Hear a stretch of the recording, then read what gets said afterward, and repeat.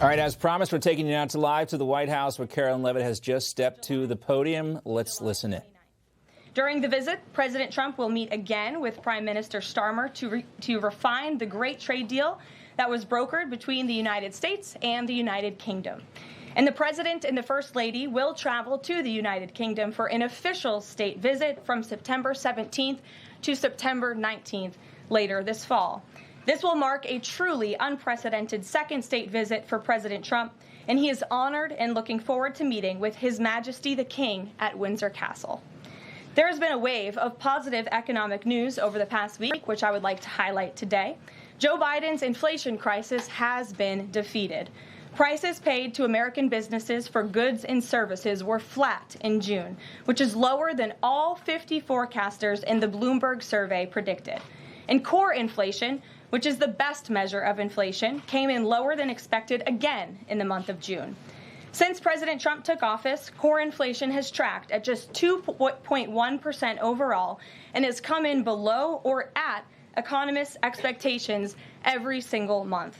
Wages are growing at a strong pace and prices are falling for everyday Americans. We also saw prices for new and used vehicles and airfares drop last month.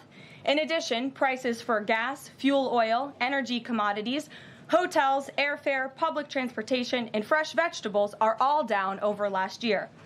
As we said all along, trust in President Trump. The American dream is back, and everyday families are already reaping the benefits of this incredible economic turnaround in just 6 months. President Trump has ended the era of economic surrender and implemented powerful tariffs to stand up for our workers and businesses and rebalance America's trading agreements.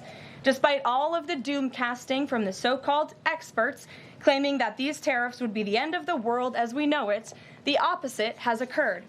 Tariffs are not inflationary, as President Trump has said all along. In reality, tariffs are a source of massive revenue. We're seeing trillions of dollars in private investment pour into our country right now because the companies around this world want to make their products right here with American labor and not have to pay any tariffs at all.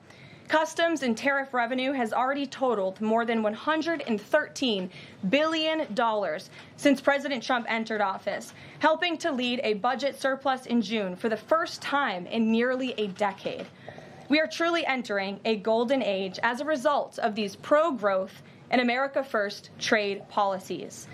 On another matter, yesterday in the East Room, the president was proud to sign the Halt All Lethal Trafficking of Fentanyl Act into law, surrounded by angel families to help finally end the devastating fentanyl crisis that has ravaged millions of Americans. Under the Halt Fentanyl Act, anyone who possesses, imports, distributes, or manufactures any illicit fentanyl-related substances will be subject to criminal prosecution in the same manner as any other Schedule I controlled substance. This legislation will close the loopholes that criminals use to skirt around the law and make it easier for law enforcement to prosecute vicious traffickers who peddle poison in our communities.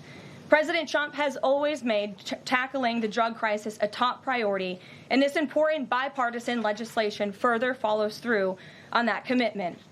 The complete and total success at our southern border that many in the media in this room continue to ignore is another example of the president keeping his word to families who have lost loved ones due to fentanyl, and it's another win for the American people.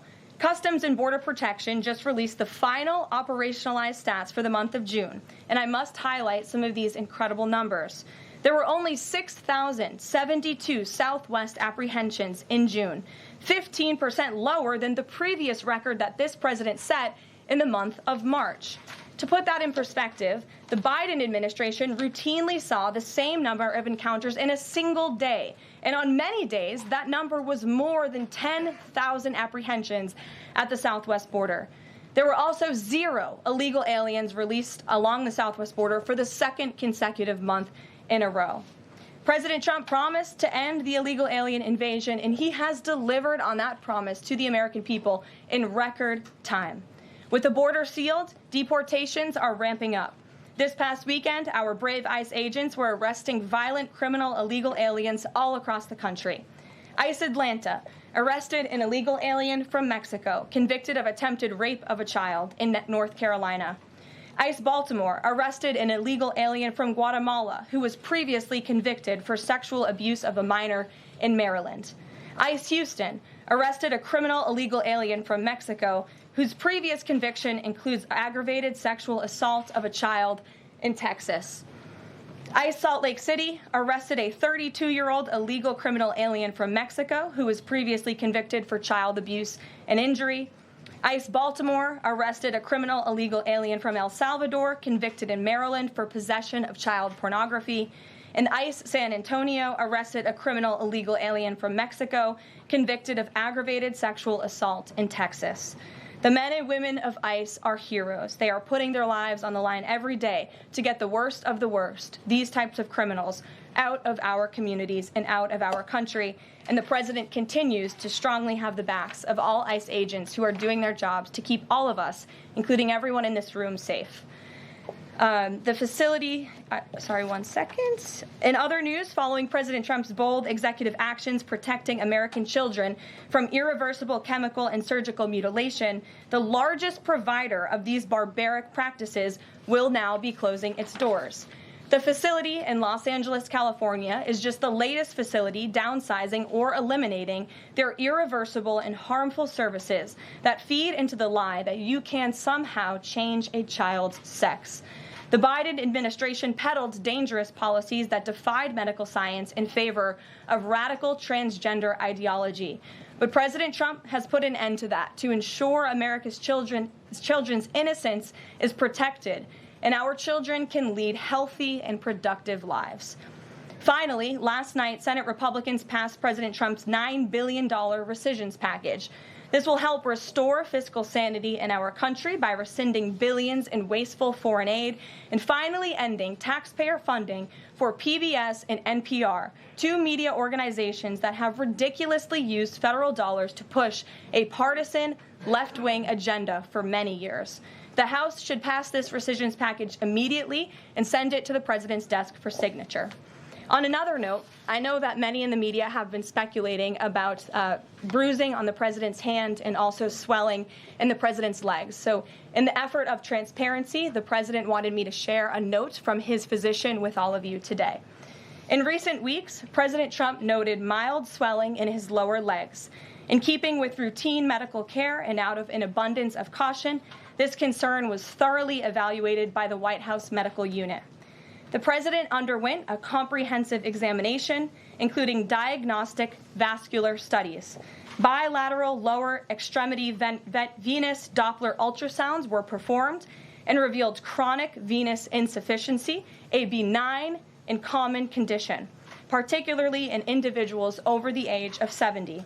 Importantly, there was no evidence of deep vein thrombosis or arterial disease. Laboratory testing included a complete blood count, comprehensive metabolic panel, coagulation profile, D-dimer, B-type natriuretic peptide, and cardiac biomarkers. All results were within normal limits.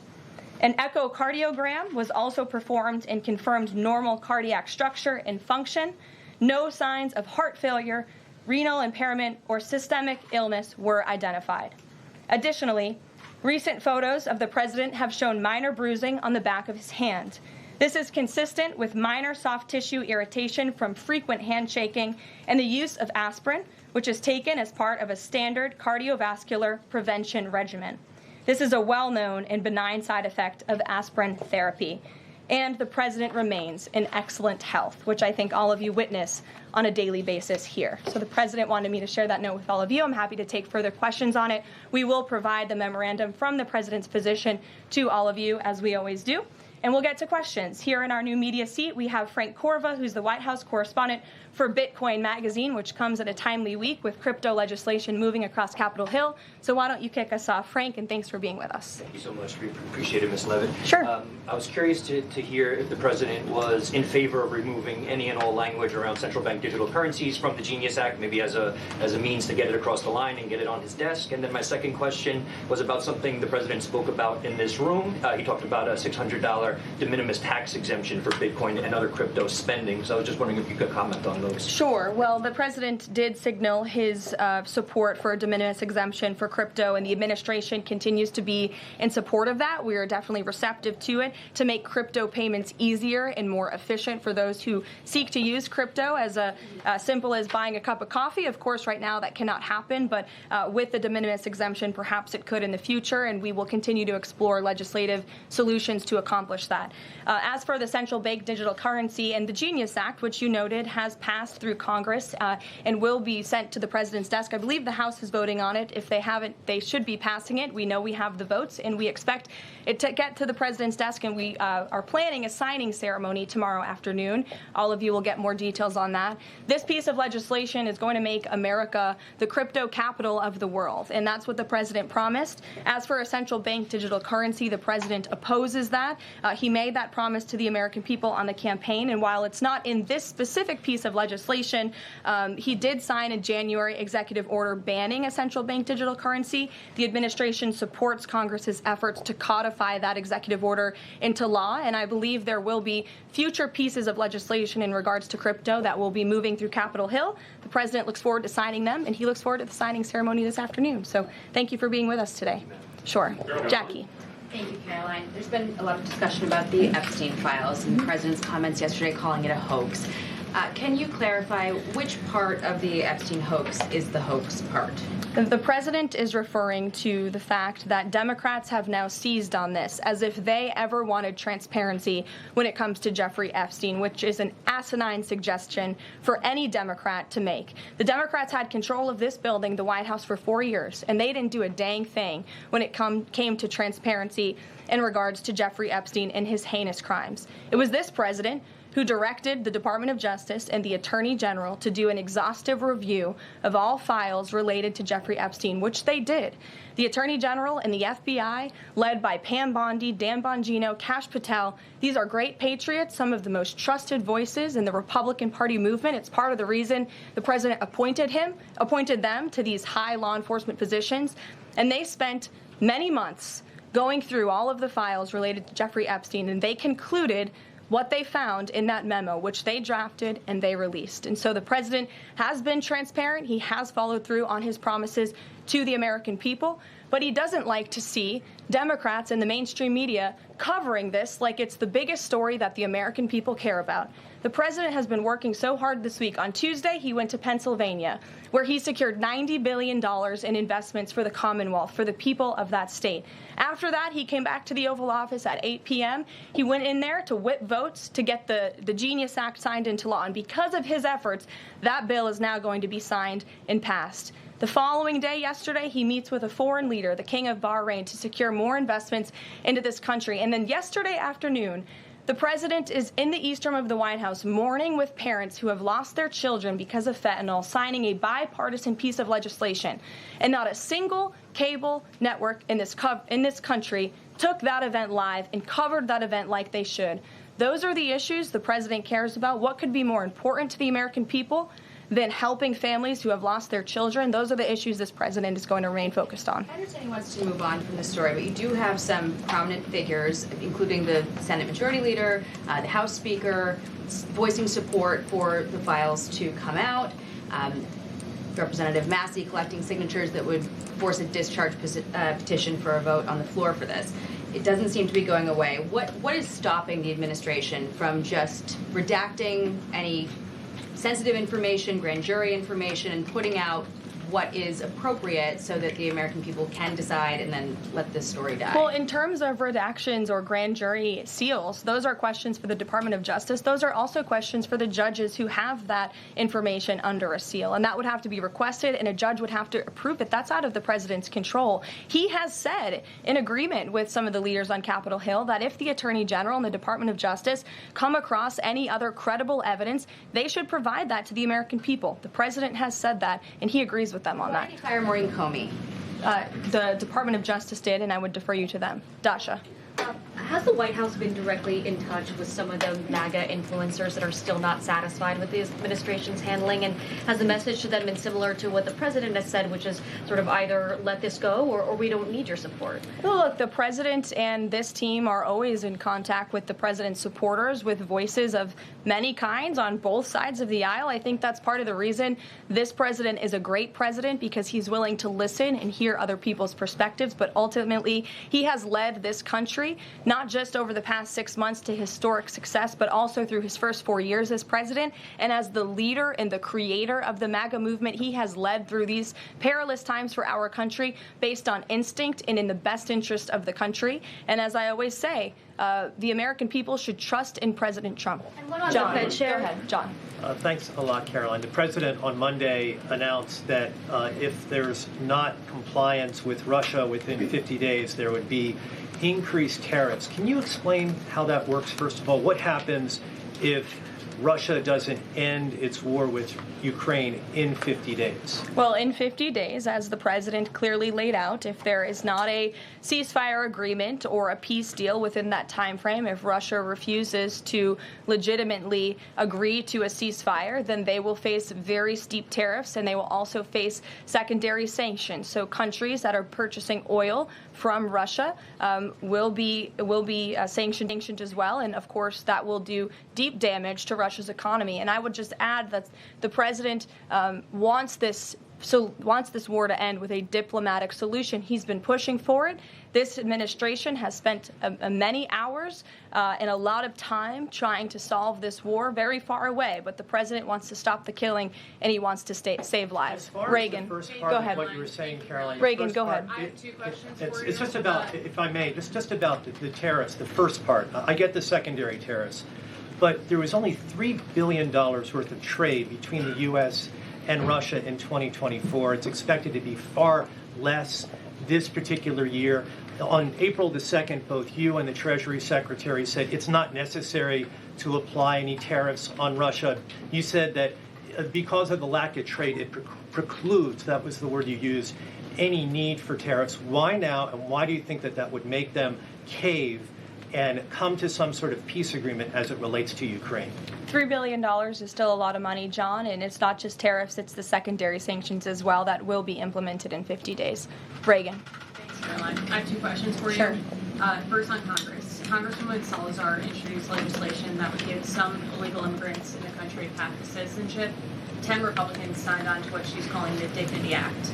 I'm curious what the White House's position is on the legislation and if the president would veto this bill if it made it to its desk. From my understanding, the White House nor the president has actually read through this legislation. We've been focused on, of course, the One Big Beautiful Bill, which passed, which is another historic accomplishment of this president in record time, the Genius Act this week, the rescissions package. That's been the focus of the White House. But the president has made it very clear he will not support amnesty for illegal aliens in any way.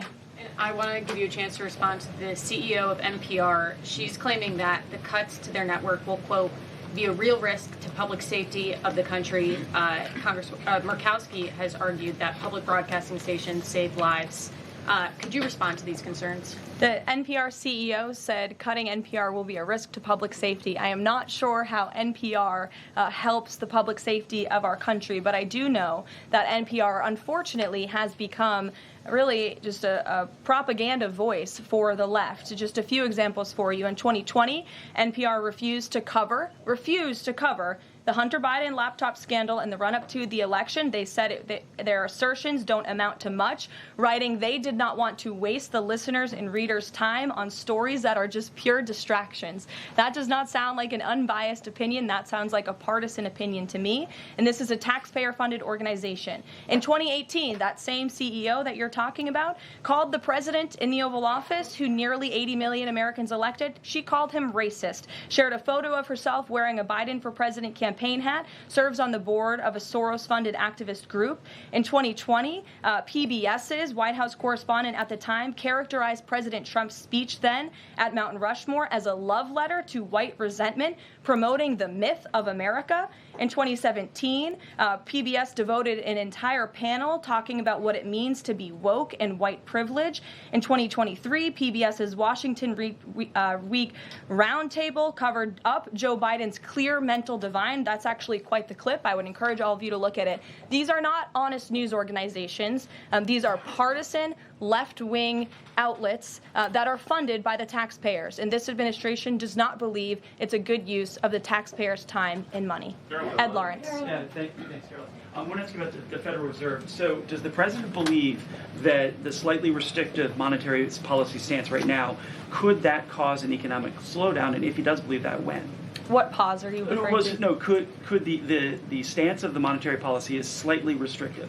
Does the president believe that that stance, the slightly restrictive stance, could cause an economic slowdown in itself? I haven't heard the president discuss that specifically, but what I do know in regards to the Federal Reserve is the president's been very transparent about his displeasure with both the policies and the management of the Fed, and he spoke about that to all of you pretty extensively in the Oval Office yesterday. And last month, one more if I could. Last month, the Canadian Prime Minister said the president had agreed to a July 21st deadline to sort of work towards a trade agreement. That's 4 days from now. Could there be a trade agreement with Canada in 4 days? Well, look, we'll see. The trade team continues to be very active in our conversations and discussions with Canada. The president himself has said, unfortunately, our neighbors to the north have been pretty difficult to deal with when it comes to matters on trade. But in trade, generally speaking, as you know, 25 countries have received letters thus far from the president directly with his big, beautiful signature on them, from Japan to Korea, South Africa, Kazakhstan, Malaysia, just a few countries, and Canada also received a letter for 35%.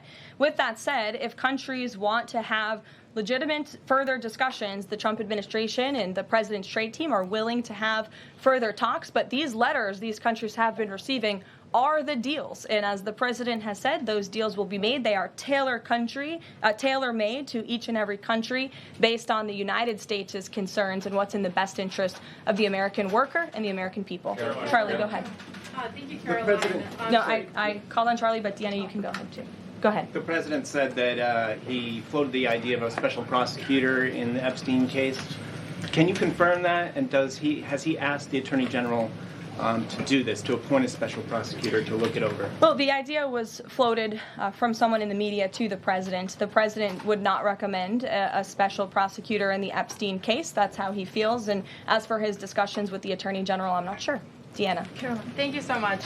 Do you know what the president's reaction was to Mike Johnson saying that he wants additional files released, the Epstein files? Was there a conversation with Mike Johnson about that following his comments?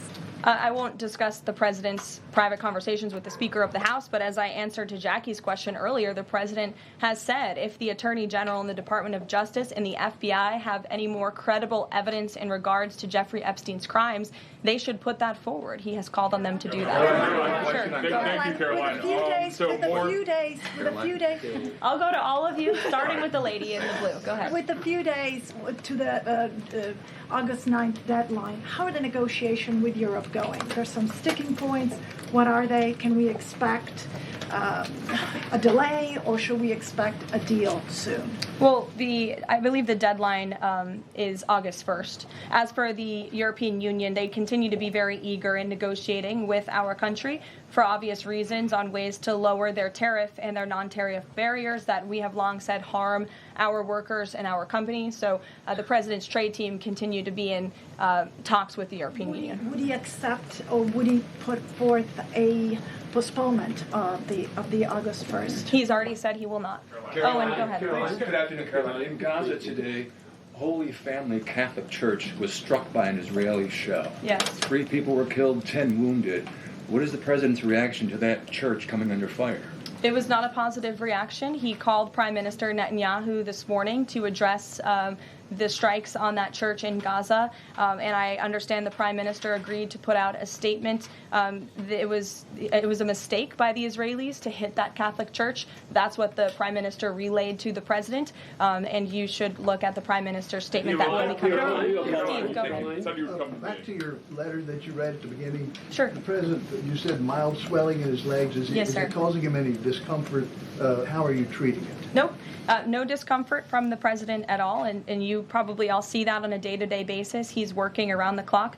As for the treatments, I can defer to the president's physician, and we'll get you this letter. I think it will answer all your questions. There are reports that a Chinese-born banker who works in Atlanta for Wells Fargo is being prevented from leaving China. Is he going to bring this up with President Xi? Are you aware of the case? I'm not aware of the case, but I'm sure our National Security Council team is. Steve will get you some answers on that. Thank you. Kristen. Thank you, Caroline. Two questions. So the first is that President Trump said that the Attorney General only gave him a brief overview of what was in these Epstein files. Does he have knowledge or an understanding of what is in the files related to Epstein that have not been released? Not to my knowledge, and that's a question for the Attorney General, as I said, and the President has told the Attorney General if they have any more credible evidence, they should release it. Is that evidence, would she have to run that by the President before she released it? I don't think so. He said if she has any more credible evidence, she should release it. Your Honor. Go ahead. Thank you. Go ahead, yes. Great. Thank you, Caroline. Two questions. One, today... You can go ahead, Andrew. Don't worry. Today, tens of thousands of folks are rallying nationwide to honor the legacy of Congressman John Lewis. Meanwhile, Republicans in Texas reportedly are working to redraw congressional maps at President Trump's urging. How is President Trump reconciling his call to action for Texas Republicans with the legacy of Representative John Lewis? I'm not quite sure how the two things are related. I think the president would agree that John Lewis served our country for many, many years. It has nothing to do with the redistricting efforts that are currently underway by Texas Republicans to add seats to their legislature. They have the right to do that. The president spoke to the congressmen and women who serve the great state of Texas about it, but it's up to them and it's up to their legislature to get that approved. And Caroline, this is the second question. And does the president support the Justice Department's request for just 1 day in jail for the officer convicted in Breonna Taylor's killing? And what message does he believe that sends to her family and to other families seeking justice in cases of police violence? I haven't talked to the president about that case. Go ahead. Just the president, when the president met the interim president of Syria a couple of months ago, he described him as a young, tough, attractive guy. After the latest clashes in Syria over the last few days, does President Trump still support Syria's interim president? The president still supports Syria's pathway to a peaceful and prosperous country. And you received an update directly from the Secretary of State on the ongoing situation between Syria and Israel. I spoke to him myself this morning to get an update. And as soon as the United States became involved in this conflict, we were able to de-escalate, deconflict. That seems to be continuing. Syria agreed to draw back their troops that were in the area where that clash was ongoing, and we continue to be very actively monitoring the situation. The president wants to see Syria become a prosperous and stable country, and by the lifting of the sanctions on Syria, he's giving them a real chance to do that, and he wants to see that through. Andrew, go ahead. So on Tuesday, the president told a very detailed story about his uncle, noted scientist John Trump, and Theodore Kaczynski, the late Unabomber. He said that Dr. Trump taught Ted Kaczynski. Ted Kaczynski was not identified as the Unabomber until 1996, 11 years after John Trump passed away. It would have been impossible for John Trump to have ever discussed the Unabomber with the president. So what was he talking about? And I have one follow-up. Andrew, with so many issues going on in the world, I'm a little bit surprised you would ask such a question, although I'm not sometimes coming from you, I will say. But I'm willing to give you an answer. Nevertheless, the president's uncle did, in fact, teach at MIT. He was a very intelligent professor. The president's very proud of his family. In fact, the president has a letter from his uncle on the MIT letterhead that sits in the Oval Office dining room. Maybe we'll let you see it sometime. Elizabeth. Caroline, one more on Elizabeth, will the president consider pardoning Ghislaine Maxwell if the Epstein case is a hoax? Okay, I'll start off with the president said last week he would not be getting involved in the New York City mayoral case. If that mayoral race, if that's still the case, given his history drawing a large crowd in New York City, what's his reason for staying out of it in that way? Well, look, I think the president reserves the right to get involved in races or not get involved in races, and he's made the decision not to weigh in on the New York mayoral race, as you rightly pointed out, although he has gone as far to say he absolutely does not want to see Zemdami elected, who is a known communist who supports the abolishment of private property, the defunding of police. He has made very well-known anti-Semitic statements. It would be a disaster for New York and for this country, and I think it's quite telling that this individual, a known communist, has been spending time in Washington this week meeting with leaders on Capitol Hill. This is truly where the Democrat Party is headed. Clearly, they learned nothing from November 5th in the president's overwhelming victory. Mary, go ahead. Thank you, Caroline. I want to backtrack to the hospitals that have stopped providing transgender surgeries and hormones for kids. On this front, does that have anything to do with the DOJ's subpoenas last week? Should we expect any more hospitals to be shutting down their program? And I wanted to also ask what you make of all these media reports, especially the AP, which I noticed, which portrays these children as losing something that's saving their lives. Yes, I think the president spoke a lot about this issue, which is a political issue, but also really a cultural issue that impacts children and families. He talked about it a lot on the campaign, and I think he was quite surprised by the uptick we were seeing in the embracement by the Democrat Party when it comes to the chemical castration and mutilation of young, innocent bodies. And so the president made it a very early priority to sign very strong executive orders to cut off the funding for any hospital or any medical facility in this country that provides such barbaric procedures. And as a result of that strong policy and the president's strong common sense position on this issue, we've had such an overwhelming response, which is great for children in Arizona. Phoenix Children's Hospital has stopped providing puberty blockers and hormone therapy to minors. In California, Stanford Medicine ended sex change surgeries for minors. Children's Hospital Los Angeles is closing its Center for Trans Youth Health and Development surgical program. In Illinois, Lurie Children's Hospital Chicago stopped sex change surgeries. Again, let's think about what we're talking about here. Sex change surgeries for minors. These are barbaric practices that no child, innocent child, should have to endure. And the president wants to protect the innocence of children, and I know the vast majority of Americans support him in that effort. This is a wildly popular and common sense endeavor this administration has taken, and we've seen many of these medical institutions have followed through with the president's executive orders, but will continue to take further action on this important issue. Garrett. I too, if you'll indulge me. Sure. On the rescissions package, I wonder what the White House makes of this theory that it increases the odds of a shutdown. The theory is basically, why would any Democrat vote for a bipartisan spending deal with Republicans if Republicans can turn around and claw the money back the next day? Look, $9 billion worth of crap that it was in our federal funding that is now being rescinded. This is a good thing for the American people and the American taxpayer, and I think our Office of Management and Budget Director was saying this process should be more bipartisan. Democrats, there was a time in this country where Democrats too cared about getting rid of waste, fraud, and abuse in our federal spending. I think every American agrees the government spends way too much money on things that don't matter. Some of those things include PBS and NPR, or for instance, the Democracy Fund, which was funded to the tune of $83 million through the Department of State, but they were giving hundreds of thousands of dollars for gender equality and empowerment hubs in Yemen, $3.9 million for strengthening information integrity, equality, and democracy for LGBTQI population of the Western Balkans. These are not good uses of the taxpayer funds, and Republicans are proud to lead that effort, and we wish more Democrats would join us in that. I wanted to follow up on the Maureen Comey question just to clarify. Did the White House have any knowledge, or did the president sign off on her firing? This was a decision that was made by the Department of Justice. There was an agreement that was made between Immigration and Customs Enforcement and the Centers for Medicaid and Medicare Services regarding access to Medicaid information for 92 million Medicaid recipients around the country. That includes health information. So how does that not violate HIPAA violations and privacy concerns, for example, of American citizens?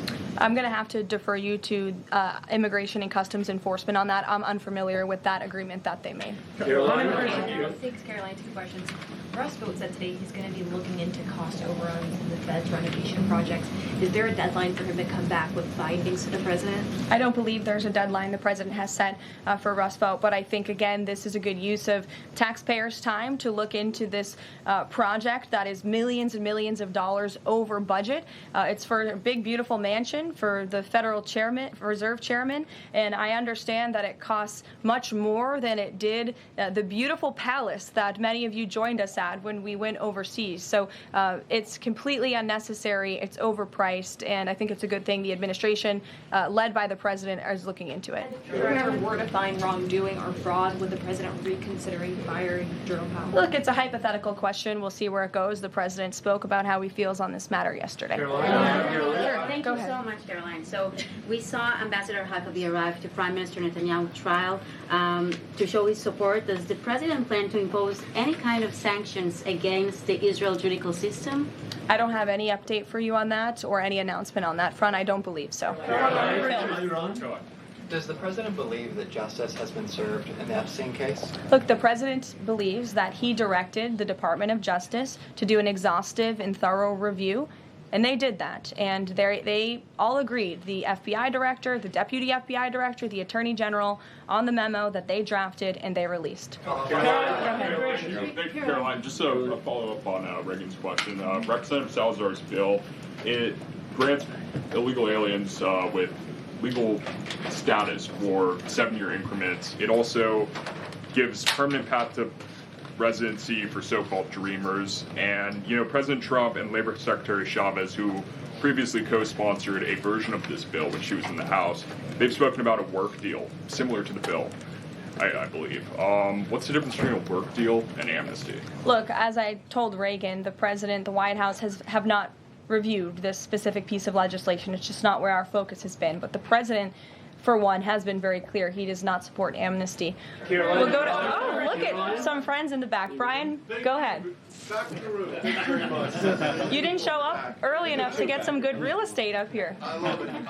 Any update on the auto pen? I know that there was the DOJ and some others were looking into the thousands of documents that were signed off just before Joe Biden left office. Any update on the auto pen? Yes. I'm not laughing at you. I'm just laughing at how far away you are, and you're going to need to get some microphones back there. On the auto pen investigation, yes. The White House counsel's office has launched their own investigation into former President Biden's usage of the auto pen. We have requested some documents from the National Archives. And again, as I've said many times from this podium, and the president has said as well, it's incredibly important that we get to the bottom of who really was at the tip of the spear in the decision-making process here in the White House. Because former President Biden himself admitted to the New York Times, I understand he never gave interviews when he was here, but now all of a sudden he wants to give one. And he said that he did not actually review every single pardon that he signed on his way out the door. That's incredibly concerning, and I can tell you it's something this president would never tolerate. This is a president who is signing things all the time. Any document that has legal implications, this president's signature is on it because he's the one making the decisions. It does not appear that was the truth in the previous White House, and I know the American people want to receive answers on who was running the show because the decisions that were made in this place really destroyed our country, and we deserve to get to the bottom of it. Mark, in the back. Thanks. Some Christian groups are complaining that they are not able to get visas as quickly to travel to Israel, and it's been elevated to Ambassador Huckabee's station. Is the White House aware of that? Does it have any reaction to that? And is that part of the president's disappointment with Netanyahu's government? Look, I'm not aware of that, Mark, but I'm sure, again, our National Security Council is, and also the State Department. As you know, travel visas roll through Secretary Rubio's shop over there, whom we work very closely with. So we will check in on the matter. But I know overall this president and the administration do want to streamline the visa process to make it easier for both Americans who want to travel abroad and people abroad who want to come to our country the legal way. Go ahead. I was going to the gentleman above you, but go ahead, Libby, and then you can go. Sorry. Okay. Two questions for you. The first is, during the Hill Nation Summit, Secretary Noem suggested there could be some changes to TSA's liquid limits. Mm-hmm. Is the president aware of that? Is that an idea that he's backing? And what would that timeline and the changes look like? Sure. I would defer you to the Department of Homeland Security, but I did see Secretary Noem's comments, and I think it's great that on day one she asked TSA, what are we doing right? What are we doing wrong? How can we make air travel more efficient while maintaining utmost security for American passengers and travelers? And I know they announced no more shoes, or you don't need to take off your shoes anymore at the airport, which I think is welcome news to all of us who travel a lot. But further guidance or decisions, of course, that's in the Secretary of Homeland Security's overview, and I would defer to her. And the other question for you is on Bondi and Burgum's trip today to Alcatraz. I'm curious what the funding is going to look like for that, and who the president does want to see incarcerated there, if it were to become. Sure. Well, this was an idea of the president. He spoke about it in May, and he directed his administration to review a reopening plan for Alcatraz if it is possible, which is why the Attorney General and the Secretary of Interior have traveled there today. They are touring the site, and if the Alcatraz prison is reopened, it would be under the purview of the Bureau of Prisons, and the Secretary of Interior also would play a big role in this as well. So they're there to review the site today, and I'm sure you'll hear more from them on it later. And just to follow up, Libby, on who the president wants to see housed in Alcatraz, the worst of the worst criminals in this country, both American criminals who convict heinous crimes, but also illegal alien criminals before deportation as well. Go ahead. The State Department yesterday urged the Chinese Communist Party to cease its campaign to eradicate Falun Gong, a peaceful spiritual practice. With the anniversary of this brutal persecution approaching, does the White House have a message for the CCP on this? Well, I will get you one, and we will get back to you. Go ahead. We'll take. Go ahead, and then go ahead. Sure. I've never called on you. Why don't you go ahead? In the red tie. Hello. Dr. Harper behind. Thank you. Yes. Go ahead. Go ahead. Me, thanks. Yes. Thank you, Caroline. Yes, you. What's your name? My name is Matias. Thank you. What's your outlet? I'm from Record TV, Brazil. Great. Brazil's President Lula recently said that President Trump was elected to govern the United States and not to act as the emperor of the world. And he also emphasized that Brazil is open to negotiation. I'd like to hear what you have to say about it, what the administration has to say about it, and specifically what areas are currently open to negotiation in the light of the 50% tariffs that were announced. Sure. The president is certainly not trying to be the emperor of the world. He is a strong president for the United States of America, and he's also the leader of the free world. And we've seen a great shift across the entire globe because of the strong leadership of this president. In regards to Brazil, the president sent a letter to Brazil announcing their new tariff percentage. He also directed our USTR ambassador, Jameson Greer, to launch an investigation of Brazil under Section 301 of the Trade Act of 1974, designed to address unfair foreign practices that are affecting U.S. commerce. For years, we know Brazil's digital regulations and weak IP protections have undermined U.S. tech and innovative companies, and their tolerance of illegal deforestation and other environmental practices puts American producers, manufacturers, farmers, and ranchers who follow better environmental standards at a competitive disadvantage. So this president always acts in the best interest of the American people and the United States of America, and he will continue to do so. Thank you very much, everyone. We'll see you later. I appreciate the enthusiasm today. Hang on. I'll call you.